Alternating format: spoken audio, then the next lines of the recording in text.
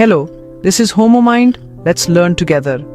Why do so many people feel drawn to certain homeopathic remedies? Not just for their healing powers, but for the vivid human stories they represent. Pulsatilla pratensis, जिसे आमतौर पर wind flower कहा जाता है, ऐसा ही एक remedy है। इसकी एक बहुत ही खास जगह है। इसे अक्सर फाउंडेशनल पॉलीक्रेस्ट में से एक माना जाता है। पॉलीक्रेस्ट्स मतलब वो रेमेडीज जिनका ह्यूमन कॉन्स्टिट्यूशन पर एक बड़ा और गहरा असर होता है। इसका एसेंस चेंजेबिलिटी, जेंटलनेस और एक गहरी इमोशनल सेंसिटिविटी से जुड़ा हुआ है। जब हम पल्सेटिला के बारे में सोचते हैं तो हम ऐसे इंसान के बारे में सोचते हैं जो आसानी से इमोशनल हो जाता है, जिसके इमोशंस मौसम की तरह होते हैं, जो एक पल में धूप से आंसुओं में बदल जाते हैं। यह रेमेडी एक खास तरह के ह्यूमन एक्सपीरियंस को दर्शाता है। एक ऐसा एक्सपीरियंस जो सॉफ्ट, यील्डिंग और दूसरों से कनेक्शन और रीअश्योरेंस की गहरी जरूरत वाला होता है। विंड फ्लावर नाम बिल्कुल सही है, क्योंकि यह पल्सेटिला पर्सनैलिटी के कोर नेचर को परफेक्टली दर्शाता है। जैसे नाजुक फूल हवा के हर झोंके के साथ झूलता और झुकता है, कभी टूटता नहीं बल्कि हमेशा झुकता है, वैसे ही पल्सेटिला इंडिविजुअल दुनिया में चलता है। वे कन्वेंशनल सेंस में फाइटर्स नहीं होते। वे एग्रेशन या रिजिड ऑपोजिशन के साथ सीधे कॉन्फ्लिक्ट का सामना नहीं करते। इसके बजाय वे अडेप्ट करते हैं, वे यील्ड करते हैं और वे हार्मनी चाहते हैं। ये अडेप्टेबिलिटी उनकी स्ट्रेंथ भी है, लेकिन उनकी वल्नरेबिलिटी भी है। यह इंट्रोडक्टरी एक्सप्लोरेशन पल्सेटिला के दिल में उतरेगा, इस फैसिनेटिंग टाइप की परतें खोलेगा, इसके चाइल्डहुड मैनिफेस्टेशंस से लेकर इसके एडल्ट एक्सप्रेशंस तक, और होम्योपैथिक मटीरिया मेडिका में इसकी यूनिक जगह को समझेगा। पल्सेटिला को समझना एक लवे सेंसिटिव दोस्त को जानने जैसा है। इसमें पेशेंस और एक जेंटल अप्रोच की जरूरत होती है। रेमेडी पिक्चर ड्रामेटिक वायलेंट आउटबर्स्ट्स या रिजिड अनबेंडिंग पैथोलॉजीज का नहीं है।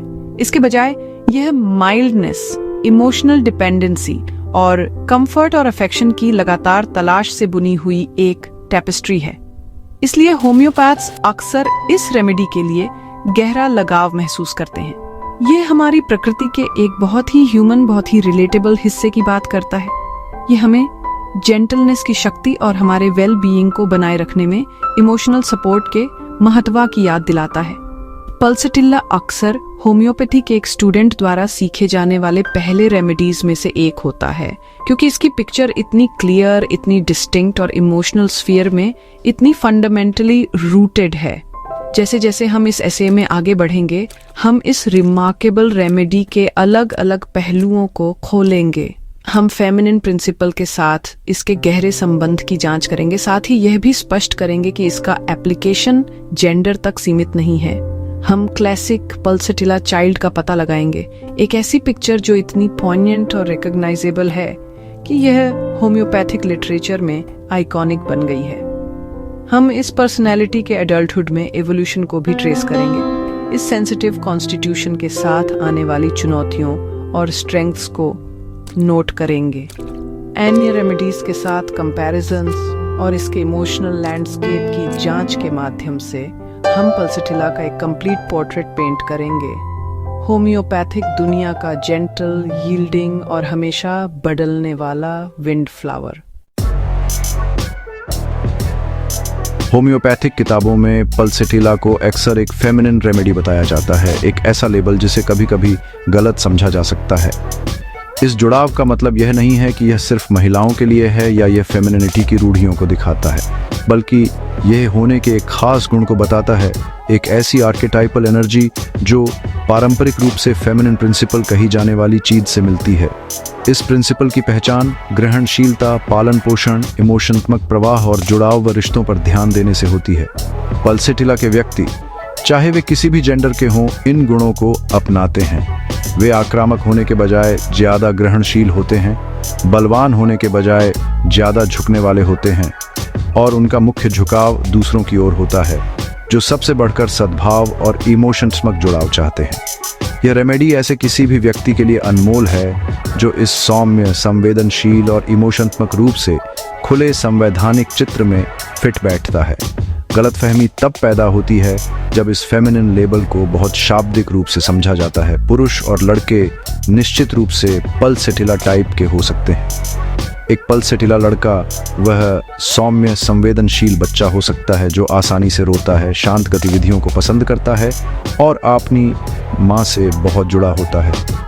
वह शोर शराबे वाली मर्दानगी के पारंपरिक सांचे में फिट नहीं बैठ सकता है, लेकिन उसकी संवैधानिक नीडें रेमेडी के चित्र द्वारा पूरी तरह से बताई गई हैं। मुख्य बात जेंडर से परे देखना और अंतर्निहित ऊर्जावान पैटर्न पर ध्यान केंद्रित करना है। यह पैटर्न कोमलता, परिवर्तनशीलता और स्नेह व सांत्वना की गहरी जरूरत का है। फेमिनिन को जेंडर के बजाय एक गुण के वर्णन के रूप में देखकर हम मानव स्पेक्ट्रम में पल्सेटिला की उपचार क्षमता की सच्ची व्यापकता और गहराई को समझ सकते हैं। यह फेमिनिन एसेंस उन शारीरिक लक्षणों में भी दिखाई देती है जिनका पल्सेटिला अक्सर इलाज करता है। कई शिकायतें हार्मोनल और सर्कुलेटरी सिस्टम से संबंधित हैं, ऐसे क्षेत्र जो अक्सर चक्रीय परिवर्तनों से जुड़े होते हैं। परिवर्तनशीलता की मशहूर खासियत यहाँ महत्वपूर्ण है। लक्षण शायद ही कभी स्थिर होते हैं। दर्द शरीर के एक हिस्से से दूसरे हिस्से में घूमता है, डिस्चार्ज का रंग और स्थिरता बदल जाती है और मूड आकाश में बादलों की तरह बदलता रहता है। प्रवाह की यह निरंतर स्थिति पल्सेटिला के चित्र के लिए केंद्रीय है। व्यक्ति को हल्की गति, ताज़ी खुली हवा और ठंडे अनुप्रयोगों से बेहतर महसूस होता है और गर्म उमस भरे कमरों में बुरा महसूस होता है। यह सब प्रवाह और ठहराव से मुक्ति की ज़रूरत को बताता है, शारीरिक और इमोशनात्मक दोनों तरह से। इसलिए जब हम पल्सेटिला के फेमिनिन नेचर की बात करते हैं तो हम झुकने, जुड़ाव चाहने और इमोशनात्मक पारदर्शिता द्वारा परिभाषित एक संवैधानिक चित्र की बात कर रहे होते हैं। ये होने की एक ऐसी स्थिति है जो स्वतंत्रता से अधिक रिश्ते को और संघर्ष से अधिक सद्भाव को महत्व देती है। ये ऐसे व्यक्ति का चित्र है जो आसानी से रोता है, लेकिन उतनी ही आसानी से सांत्वना भी पा लेता है, जिसका दिल खुला होता है और जिसे प्यार की जरूरत होती है। फेमिनिन प्रिंसिपल से इसके जुड़ाव के पीछे यही सच्चा अर्थ है, संवेदनशीलता और इमोशनात्मक प्रतिक्रिया का एक सार्वभौमिक मानवीय पैटर्न जो जेंडर से परे है और आराम व जुड़ाव की मूलभूत ज़रूरत को बताता है। यह उस आत्मा के लिए एक रेमेडी है जो कोमलता से पनपती है और इसकी कमी में मुरझा जाती है। पल्सेटिला बच्चा शायद होम्योपैथिक मटेरिया मेडिका में सबसे साफ और आसानी से पहचाने जाने वाले चित्रों में से एक है। ये बच्चे आमतौर पर सौम्य, शर्मीले और उल्लेखनीय रूप से स्नेही होते हैं। उनकी इमोशनात्मक दुनिया सतह के बहुत करीब होती है और वे अपनी इमोशनों को बिना किसी रोक टोक के पारदर्शिता के साथ व्यक्त करते हैं। रोना लगभग किसी भी प्रकार के संकट के लिए एक लगातार और स्वाभाविक प्रतिक्रिया है, चाहे वह घुटने छिलना हो, एक सौरोद कहानी हो या उपेक्षित महसूस करना हो।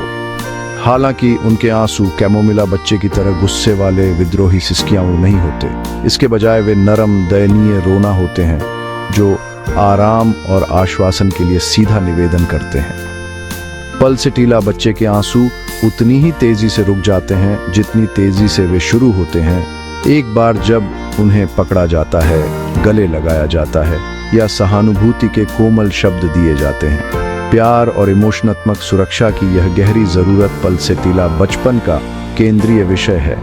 ये बच्चे शारीरिक निकटता और लगातार स्नेह पर पनपते हैं। उन्हें अक्सर गोद वाले बच्चे के रूप में वर्णित किया जाता है जो हमेशा पकड़ा जाना, गले लगाया जाना या माता पिता के करीब बैठना चाहते हैं। अपने देखभाल करने वालों पर उनकी निर्भरता गहरी होती है और यदि वे उपेक्षित महसूस करते हैं या यदि कोई माता पिता इमोशनात्मक रूप से दूर हैं तो वे काफ़ी चिंतित या रोने वाले हो सकते हैं। जब वे किसी माता पिता को अपने दिन के बारे में या किसी समस्या के बारे में बताते हैं तो वे अक्सर बड़ी सवालिया नज़रों से देखते हैं, न केवल एक समाधान की तलाश में बल्कि इससे भी महत्वपूर्ण बात, एक दयालु और प्यार भरी प्रतिक्रिया की तलाश में। ये इमोशनात्मक निर्भरता उन्हें घर के माहौल के प्रति बहुत संवेदनशील बनाती है। बहस या तनाव उन्हें गहराई से प्रभावित कर सकता है। अपने व्यवहार में पल्सेटिला बच्चे आमतौर पर आज्ञाकारी और खुश करने के इच्छुक होते हैं। वे स्वाभाविक रूप से विद्रोही या टकराव वाले नहीं होते। सद्भाव और स्वीकृति की उनकी इच्छा का मतलब है कि वे आमतौर पर नियमों का पालन करेंगे और परेशानी पैदा करने से बचेंगे। हालांकि यह आज्ञाकारिता कभी-कभी आंतरिक संघर्ष का कारण बन सकती है, क्योंकि वे एक पीसपूर्ण वातावरण बनाए रखने या दूसरों का स्नेह जीतने के लिए अपनी डिजायरों को दबा सकते हैं।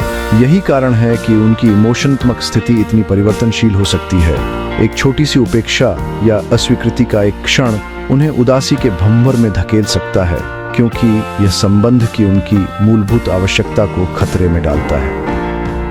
वे अपनी शर्म के लिए भी जाने जाते हैं, खासकर अजनबियों के आसपास। अक्सर माता पिता के पैरों के पीछे तब तक छिपे रहते हैं जब तक वे सुरक्षित महसूस नहीं करते। इसके अलावा पल्सेटिला बच्चे की इमोशनात्मक नीडें उनके शारीरिक कल्याण तक फैली हुई हैं। जब वे बीमार होते हैं तो वे अक्सर चिड़चिड़े और रोने वाले होते हैं और उन्हें बस पकड़े जाने और आराम दिए जाने की ज़रूरत होती है। उनके लक्षण ठीक वैसे ही जैसे उनके मूड परिवर्तनशील होते हैं।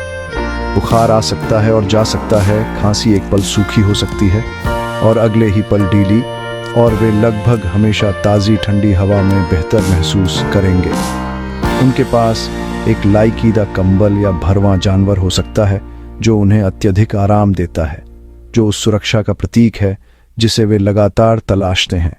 उनकी इमोशनात्मक स्थिति और शारीरिक स्वास्थ्य के बीच इस गहरे संबंध को समझना पल्सेटिला बच्चे को पहचानने और उसकी मदद करने की कुंजी है, जो बस प्यार पाना, गले लगाया जाना और यह आश्वासन चाहता है कि सब कुछ ठीक हो जाएगा। पल्सेटिला के सार को सही मायने में समझने के लिए इसे अन्य उपचारों से तुलना करना सहायक होता है, जिनमें संवेदनशीलता या निर्भरता के समान लक्षण होते हैं। फॉस्फोरस ऐसा ही एक उपाय है। पल्सेटिला की तरह फॉस्फोरस वाले व्यक्ति खुले, स्नेही होते हैं और सहानुभूति चाहते हैं। वे चुलबुले, उज्ज्वल होते हैं और ध्यान का केंद्र बांधना पसंद करते हैं। हालांकि मुख्य अंतर उनकी ऊर्जा और प्रेरणा में निहित है। फॉस्फोरस उत्साही और बहिर्मुखी होते हैं, जो आकर्षण और उत्साह के माध्यम से सक्रिय रूप से संबंध चाहते हैं। उनकी सहानुभूति व्यापक होती है, वे सभी के लिए महसूस करते हैं। पल्सेटिला इसके विपरीत अधिक शर्मीले और निष्क्रिय होते हैं। स्नेह के लिए उनकी आवश्यकता अधिक व्यक्तिगत होती है और करीबी परिवार के सदस्यों की ओर निर्देशित होती है, जबकि फॉस्फोरस अकेले होने से फिरते हैं क्योंकि उन्हें दर्शक चाहिए। पल्सेटिला अकेले होने से फिरते हैं क्योंकि वे खुद को अनचाहा और परित्यक्त महसूस करते हैं। एक और महत्वपूर्ण तुलना सिलिका के साथ है। सिलिका व्यक्ति भी पल्सेटिला की तरह विनम्र और आत्मविश्वासहीन दिख सकते हैं। वे अपने व्यवहार में शर्मीले और विनम्र हो सकते हैं। हालांकि सिलिका में आत्मविश्वास की कमी अपर्याप्तता की गहरी भावना और विफलता के डर से उत्पन्न होती है। उनके पास चीज़ों के कैसे होने चाहिए इसका एक निश्चित विचार होता है और वे चिंता करते हैं कि वे उस पर खरे नहीं उतर सकते। इससे एक प्रकार की हठधर्मिता या दृढ़ता हो सकती है जो पल्सेटिला में अनुपस्थित होती है। सिलिका कर्तव्य की भावना से किसी कार्य को जारी रखेगा, जबकि पल्सेटिला कठिनाई का सामना करने पर अधिक संभावना है कि वह हार मान ले और आराम मांगे। सिलिका की इमोशनात्मक दुनिया भी कम परिवर्तनशील होती है। वे अधिक आरक्षित होते हैं और पल्सेटिला की खुली आंसुओं वाली भेद्यता को प्रदर्शित करने की संभावना कम होती है। कैलकेरिया कार्बोनिका एक और दिलचस्प विरोधाभास प्रस्तुत करता है। कैलकेरिया बच्चा पल्सेटिला बच्चे की तरह माता पिता पर निर्भर होता है और भयभीत और रोने वाला हो सकता है। दोनों सुरक्षा चाहते हैं। हालांकि कैलकेरिया की सुरक्षा की आवश्यकता अधिक जमीनी और व्यावहारिक होती है। वे व्यवस्थित, धीमे होते हैं और दिनचर्या तथा पूर्वानुमेयता में आराम पाते हैं। उनके डर अक्सर मूर्त होते हैं। अंधेरे का डर, राक्षसों का डर, कुत्तों का फियर। पल्सेटिला के डर अधिक इमोशनात्मक होते हैं। परित्यक्त होने या अनचाहा होने का फियर। कैलकेरिया मोटा, गोरा होता है और आसानी से पसीना आता है, खासकर सिर पर, और उनकी ऊर्जा अधिक धीमी और स्थिर होती है। पल्सेटिला की ऊर्जा परिवर्तनशील और चंचल होती है। कैलकेरिया परिचितों में सुरक्षा पाता है, जबकि पल्सेटिला इसे सीधे इमोशनात्मक संबंध और स्नेह में पाता है। अंत में हम पल्सेटिला को नेट्रम म्यूरिएटिकम से अलग कर सकते हैं, जो एक और अत्यधिक संवेदनशील और इमोशनात्मक उपाय है। दोनों प्रकार आसानी से आहत हो सकते हैं और इमोशनात्मक संकट से रो सकते हैं। महत्वपूर्ण अंतर उनकी सांत्वना पर प्रतिक्रिया में है। पुलसेटिला खुलेआम रोते हैं और सांत्वना मिलने पर बहुत बेहतर महसूस करते हैं। वे सहानुभूति चाहते हैं। नेत्रम म्यूरेटिकम हालांकि चुपचाप पीड़ित होते हैं। वे अपने दूहों के बारे में अत्यधिक निजी होते हैं और सांत्वना से बुरा महसूस करते हैं, अक्सर चिड़चिड़े हो जाते हैं या दूसरों को दूर धकेल देते हैं। वे अपनी भेद्यता की रक्षा के लिए अपनी इमोशनों के चारों ओर एक दीवार बना लेते हैं, जबकि पुलसेटिला की इमोशनें हमेशा प्रदर्शित होती हैं। यह मूलभूत अंतर पुलसेटिला की साझा भावना की इच्छा बनाम नेत्रम म्यूरेटिकम की निजी दुख की आवश्यकता एक स्पष्ट और परिभाषित विशेषता है जो इन दो संवेदनशील प्रकारों को अलग करती है। बचपन से बड़े होने तक का सफर सबके लिए एक ट्रांसफॉर्मेटिव जर्नी होती है, लेकिन पुलसेटिला टाइप के लिए इसमें कुछ अनोखी चुनौतियां और बदलाव आते हैं। वो क्लासिक रोने वाला और चिपका रहने वाला पुलसेटिला बच्चा एक बहुत ही कॉमन कॉन्स्टिट्यूशनल टाइप होता है। हालांकि जैसे जैसे ये बच्चे बड़े होते हैं, समाज की उम्मीदें बढ़ डालने लगती हैं। इमोशनल वल्नरेबिलिटी का वो खुला प्रदर्शन जो एक छोटे बच्चे में लवा लगता है, बड़े होकर या एडोलेसेंस में उसे इमेच्योरिटी या कमजोरी माना जा सकता है। नतीजतन कई पुलसेटिला बच्चे एडजस्ट करना सीख जाते हैं। वे आसानी से रोने की अपनी नेचुरल टेंडेंसी को दबाने लगते हैं और अपने दोस्तों के साथ घुलने मिलने और बड़े होकर दुनिया की मांगों को पूरा करने के लिए एक ज्यादा रिजर्व्ड एक्सटीरियर बना सकते हैं।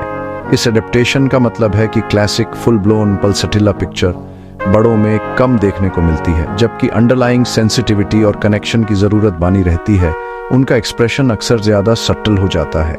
एडोलेसेंट पुलसेटिला अपनी इमोशनल डिपेंडेंसी को गहरी दोस्ती या रोमांटिक रिलेशनशिप्स में चैनल कर सकता है। बहुत लॉयल और कभी-कभी आपने चुने हुए कॉन्फिडेंट पर बहुत ज्यादा निर्भर हो सकता है।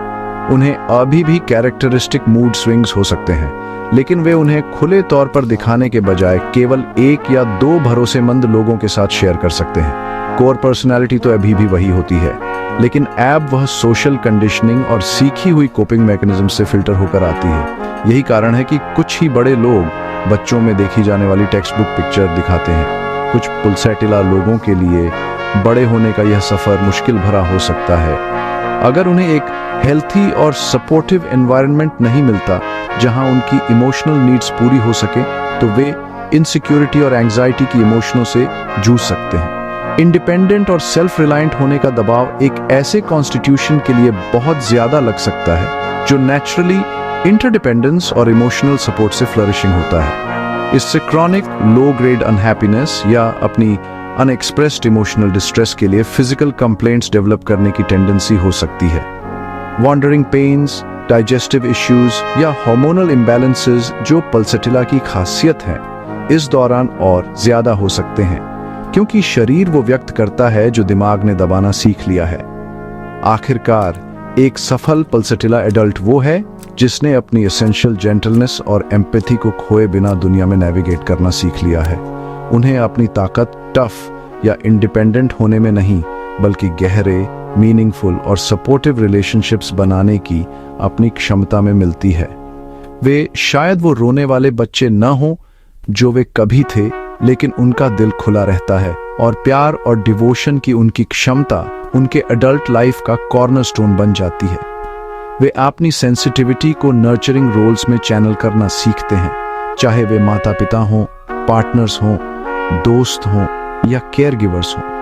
विंड फ्लावर जिंदगी की हवाओं के साथ झुकना सीखता है, अपनी फ्लेक्सिबिलिटी में रेजिलियंस और दूसरों से अपने कनेक्शन में ताकत पाता है। पुलसेटिला एडल्ट बचपन से इस जर्नी को नेविगेट करते हुए अक्सर दूसरों के लिए गहरी डिवोशन के थ्रू दुनिया में अपनी जगह पाते हैं। कनेक्शन की उनकी फंडामेंटल नीड जो कभी मैनरली उनके पेरेंट्स के लिए थी, अब उनके पार्टनर, फैमिली या फ्रेंड्स के एक क्लोज निट सर्कल में ट्रांसफर हो जाती है। ये कोई सुपरफिशियल अटैचमेंट नहीं है, ये एक गहरा और सब कुछ कवर करने वाला डिवोशन है। पुलसेटिला एडल्ट अपने लव्ड वंस को खुश करने के लिए बहुत एफर्ट करेंगे। अक्सर अपने पार्टनर या बच्चों की नीड्स और डिजायर्स को अपनी नीड्स से ऊपर रखेंगे। उनकी खुशी उन लोगों की खुशी और वेलबींग से जुड़ जाती है जिनकी वे केयर करते हैं। इससे वे इनक्रेडिबली लविंग, सपोर्टिव और नर्चरिंग पार्टनर और कैन बिकम पेरेंट्स। हालांकि ये गहरा डिवोशन इमोशनल डिपेंडेंस की एक बड़ी डिग्री के साथ कपल होता है। पल्सेटिला एडल्ट को सिक्योर फील करने के लिए अफेक्शन, रीएश्योरेंस और इमोशनल सपोर्ट की एक कंटिन्यूअस स्ट्रीम की ज़रूरत होती है। वे अपने पार्टनर की तरफ सिर्फ प्यार के लिए नहीं बल्कि गाइडेंस और डायरेक्शन के लिए भी देखते हैं। डिसीजन लेने में वे अपने सिग्निफिकेंट अदर के इनपुट और अप्रूवल के बिना खोया हुआ या एंशियस फील कर सकते हैं। अक्सर अपने पार्टनर के ओपिनियंस और इंटरेस्ट्स को अडॉप्ट। ये एक ऐसी डायनामिक क्रिएट कर सकता है जहां पल्सेटिला इंडिविजुअल खुद पर छोड़े जाने पर इनकम्प्लीट या अनमूव्ड फील करता है। उनका सेंस ऑफ सेल्फ अक्सर उनके रिलेशनशिप्स के थ्रू डिफाइन होता है, जो ग्रेट जॉय और प्रोफाउंड वल्नरेबिलिटी दोनों का सोर्स है। पर्सनल इंटरेस्ट्स के मामले में एडल्ट पल्सेटिला अक्सर ऐसी एक्टिविटीज की तरफ अट्रैक्ट होते हैं जो जेंटल, क्रिएटिव हों या दूसरों की केयर करने से रिलेटेड हों। वे गार्डनिंग, पेंटिंग, म्यूजिक सुनना या कम्युनिटी ग्रुप्स में इन्वॉल्व होना एंजॉय कर सकते हैं, जहां वे बिलोंगिंग का sense can feel. Way general तौर पर कॉम्पिटिटिव, करियर ड्रिवन सेंस में एम्बिशियस नहीं होते। उनका एम्बिशन एक हार्मोनियस होम बनाने, एक हैप्पी फैमिली को बड़ा करने और लविंग रिलेशनशिप्स को कल्टीवेट करने में होता है। वे कॉन्फ्लिक्ट या हाई प्रेशर एनवायरनमेंट्स की तरफ अट्रैक्ट नहीं होते और ऐसी सिचुएशंस को एक्टिवली अवॉइड करेंगे जिनमें एग्रेशन या कन्फ्रंटेशन की ज़रूरत होती है। उनकी आइडियल दुनिया काल्माई, ब्यूटी और इमोशनल वार्मथ की होती है और वे अपनी पर्सनल स्पेस में उस दुनिया को क्रिएट करने के लिए खुद को डेडिकेट करेंगे। डिवोशन और डिपेंडेंस का यह कॉम्बिनेशन मतलब है कि पल्सेटिला एडल्ट अपने रिलेशनशिप्स के इमोशनल क्लाइमेट के लिए बहुत सेंसिटिव होते हैं। एक हार्श वर्ड, इमोशनल डिस्टेंस का एक पीरियड या टेकन फॉर ग्रांटेड फील करना उन्हें बहुत डीपली हर्ट कर सकता है, जिससे सैडनेस, वीपीनेस और कंसोलेशन के लिए चाइल्ड लाइक नीड की तरफ वापसी हो सकती है। जब वे चेरिश और सिक्योर फील करते हैं तो वे थ्राइव करते हैं, और जब उस सिक्योरिटी को थ्रेटन किया जाता है तो वे विदर। इस डायनामिक को समझना बहुत ज़रूरी है, क्योंकि पल्सेटिला एडल्ट की वेल बीइंग सिर्फ एक इंटरनल मैटर नहीं है, बल्कि उनके सबसे इम्पोर्टेंट इमोशनल बॉन्ड्स की क्वालिटी और स्टेबिलिटी से गहराई से जुड़ी हुई है। उनकी सबसे बड़ी स्ट्रेंथ, प्यार करने की उनकी कैपेसिटी, भी उनकी सबसे बड़ी वल्नरेबिलिटी का सोर्स है। पल्सेटिला के इमोशनल लैंडस्केप की सबसे खास बात इसकी गहरी अस्थिरता और चेंजेबिलिटी है। जिस विंड ऑफ फ्लावर के नाम पर इसका नाम रखा गया है, उसी की तरह पल्सेटिला का मिजाज हर इमोशनल हवा के साथ बदलता रहता है। पल्सेटिला स्टेट में कोई इंसान बहुत कम समय में हंसने से रोने और फिर से हंसने लग सकता है। यह किसी गहरी प्रॉब्लम की निशानी नहीं है, बल्कि उनकी एक्सट्रीम इमोशनल सेंसिटिविटी और ट्रांसपेरेंसी का एक एक्सप्रेशन है। उनकी इमोशनें बहुत सामने होती हैं और बिना किसी रोक टोक के एक्सप्रेस हो जाती हैं। एक सैड मूवी, एक सेंटिमेंटल गाना या किसी पुरानी चोट की याद आंसुओं की बाढ़ ला सकती है, लेकिन ये इमोशनल तूफान अक्सर जितनी जल्दी आते हैं उतनी ही जल्दी चले भी जाते हैं, खासकर अगर उन्हें कंफर्ट मिले। ये इमोशनल फ्लूइडिटी एक कोर सिम्पटम है जो होम्योपैथ्स को इस रेमेडी की तरफ गाइड करता है। आसानी से आंसू निकल आना ये पल्सेटिला की एक खास निशानी है। रोना उनके लिए कई तरह के स्टिमुलस का नेचुरल रिस्पॉन्स है। उदासी, खुशी, फ्रस्ट्रेशन या सिर्फ ओवरवेल्म्ड महसूस करना। इम्पोर्टेंटली, पल्सेटिला के लोग रोने और सांत्वना मिलने से सचमुच राहत महसूस करते हैं। वे नेट्रम म्यूरेटिकम की तरह नहीं होते जो सहानुभूति पसंद नहीं करते। इसके बजाय पल्सेटिला एक्टिवली इसे ढूंढते हैं। एक हक, एक अच्छी बात या एक सुनने वाला कान उनके दुख का परफेक्ट एंटीडोट है। सांत्वना की यह इच्छा एक पावरफुल इंडिकेटर है जो यह दिखाता है कि वे मानते हैं कि कनेक्शन और शेयर की गई भावना ही ठीक होने की कुंजी है। पल्सेटिला टाइप के लिए रिश्ते अक्सर इमोशंस का रोलर कोस्टर होते हैं, क्योंकि उनमें यह अस्थिरता होती है। अगर उन्हें अपने प्राइमरी अटैचमेंट पर कोई खतरा महसूस होता है तो वे इंटेंस जेलसी और इनसिक्योरिटी महसूस कर सकते हैं। छोड़े जाने का डर उनकी इमोशनल लाइफ में एक पावरफुल एनफियरमेंट होता है। इससे वे चिपके रहने वाले हो सकते हैं या अपने पार्टनर के प्यार और कमिटमेंट की लगातार रीएश्योरेंस की ज़रूरत महसूस कर सकते हैं। रूटीन में कोई भी बदलाव या अनएक्सपेक्टेड इवेंट उन्हें अनबैलेंस कर सकता है। वे सरप्राइजेज, यहाँ तक कि अच्छे सरप्राइजेज के साथ भी अच्छी तरह से डील नहीं कर पाते, क्योंकि बदलाव ही उन्हें अनस्टेबल कर देता है। उन्हें प्रेडिक्टेबिलिटी और अपने प्रियजनों की स्टेबल प्रेजेंस में कंफर्ट मिलता है, और इसमें कोई भी रुकावट एंजाइटी और रोने का कारण बन सकती है। इसके अलावा ये चेंजेबिलिटी उनके मूड से भी आगे बढ़ जाती है। ये एक टोटल बॉडी एक्सपीरियंस है। उनके फिजिकल सिम्टम्स इधर उधर होते रहते हैं और बदलते रहते हैं। एक दिन उन्हें माथे में दर्द हो सकता है, अगले दिन ये कनपट्टी में हो सकता है। उनका डाइजेस्टिव सिस्टम रिच फूड्स से आसानी से अपसेट हो जाता है, फिर भी उनकी क्रेविंग्स भी इनकंसिस्टेंट हो सकती हैं, यहाँ तक कि उनके ओपिनियन और डिज़ायर भी बदल सकते हैं। वे एक दिन किसी चीज़ को बहुत पैशनेटली चाह सकते हैं और अगले ही दिन उसके प्रति पूरी तरह से इंडिफरेंट हो सकते हैं। यह बेईमानी या मैनिपुलेशन की निशानी नहीं है, बल्कि उनकी फ्लूइड और हमेशा बदलती इनर स्टेट का एक रियल रिफ्लेक्शन है। पल्सेटिला के लिए कॉन्स्टेंसी एक बाहरी जरूरत है, न कि एक इंटरनल ट्रूथ। पल्सेटिला रेमेडी एक सुंदर लेकिन मामूली पौधे से आती है, जिसे पल्सेटिला प्रेटेंसिस या मीडो पस्क्वे फ्लावर कहते हैं। पस्क्वे फ्लावर नाम ओल्ड फ्रेंच पास्क से आया है, जिसका मतलब ईस्टर है, क्योंकि ये पौधा आमतौर पर वसंत में उसी समय के आसपास खिलता है। ये रननकुलसी फैमिली का है, जिसमें एकोनाइट और स्टैफिसेग्रिया जैसे दूसरे इंपॉर्टेंट होम्योपैथिक रेमेडाइज भी शामिल हैं। ये पौधा खुद इस रेमेडी की पर्सनालिटी के लिए एक परफेक्ट विजुअल मेटाफर है। ये एक बारहमासी जड़ी बूटी है, जिसमें बारीक पंख जैसे पत्ते होते हैं जो रेशमी बालों से ढके होते हैं, जिससे इसे एक नरम और नाजुक रूप मिलता है। ये कोमलता पल्सेटिला कॉन्स्टिट्यूशन के कोमल और हल्के स्वभाव को दर्शाती है, जो आसानी से बहक जाती है और कठोरता या कढ़ाई से दुनिया का सामना करना पसंद नहीं करती। इस पौधे की सबसे खास बात इसका फूल है। घंटी के आकार का बैंगनी रंग का फूल अपना सिर नीचे झुकाए हुए होता है, जैसे कि वह शर्मा रहा हो, उदास हो या हार मान रहा हो। ये झुकी हुई मुद्रा एक पावरफुल सिग्नेचर है, जो पल्सेटिला टाइप के रोने वाले, हार मानने वाले और कभी-कभी उदास स्वभाव को दर्शाती है। इस फूल को विंड फ्लावर भी कहते हैं, क्योंकि इसकी डंडी इतनी लचीली होती है कि थोड़ी सी भी हवा में ये फूल झूमता और कांपता है, फिर भी ये शायद ही कभी टूटता है। ये पल्सेटिला पर्सनालिटी के चेंजेबल, अडेप्टेबल नेचर को ब्यूटीफुली से दर्शाता है, जो बाहरी दबावों और इमोशनल करंट्स के आगे झुकती है, बजाय उनका विरोध करने के। ये पौधा खुले, हवादार घास के मैदानों में फलता फूलता है, जो रेमेडी की मुख्य विशेषता से सीधा संबंध रखता है। रोगी हमेशा ताज़ी खुली हवा में बेहतर महसूस करता है। हिस्टोरिकली पल्सेटिला का उपयोग होम्योपैथिक उपयोग के लिए पोटेंटाइज्ड होने से बहुत पहले पारंपरिक हर्बल मेडिसिन में किया जाता था। हर्बलिस्ट इसे सावधानी से इस्तेमाल करते थे, क्योंकि ये कच्चे रूप में टॉक्सिक होता है और वे इसे रिप्रोडक्टिव इश्यूज, स्किन डिजीज और नर्वस डिसऑर्डर फियर्स सहित कई तरह की कंडीशंस के इलाज के लिए इस्तेमाल करते थे। ताजे पौधे में प्रोटोनेमोनिन होता है, एक तैलीय पदार्थ जो स्किन और म्यूकस मेम्ब्रेन में इरिटेशन पैदा कर सकता है।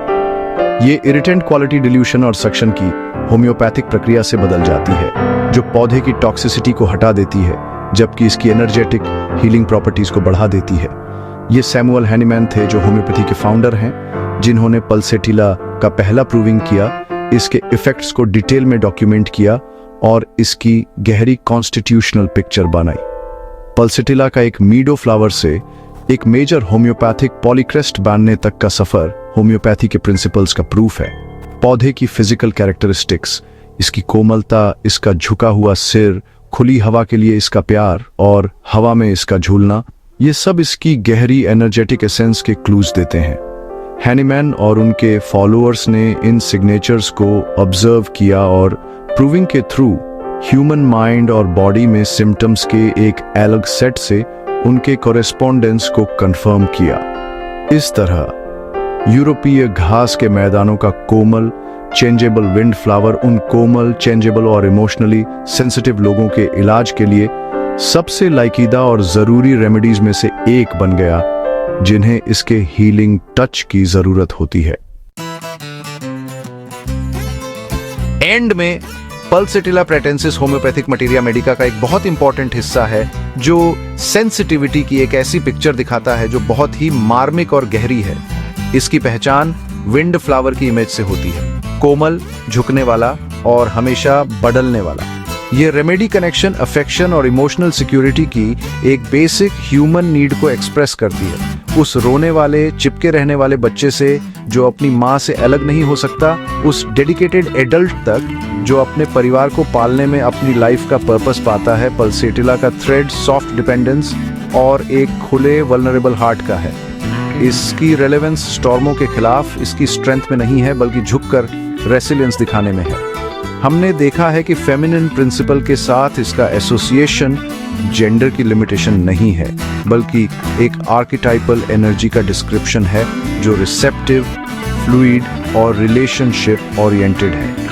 इसका इमोशनल लैंडस्केप जो बार बार आंसुओं और तेजी से बदलते मूड से मार्क होता है, कमजोरी की निशानी नहीं बल्कि एक ट्रांसपेरेंट और अनगार्डेड सोल की निशानी है।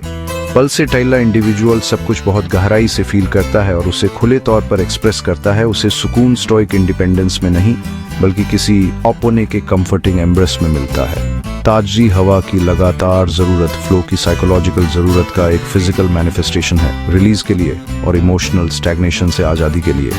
फॉस्फोरस, सिलिका जैसी रेमेडीज के साथ कंपैरिजन और नेट्रम म्यूरेटिकम इसकी यूनिक प्रोफाइल को और भी शार्प करते हैं। फॉस्फोरस के एक्टिव चार्म पर अफेक्शन के लिए इसकी पैसिव नीड को हाईलाइट करते हुए, सिलिका की शांत हिम्मत पर इसकी इमोशनल यील्डिंग और नेट्रम म्यूरेटिकम के प्राइवेट दुख पर कंसोलेशन की इसकी डिजायर।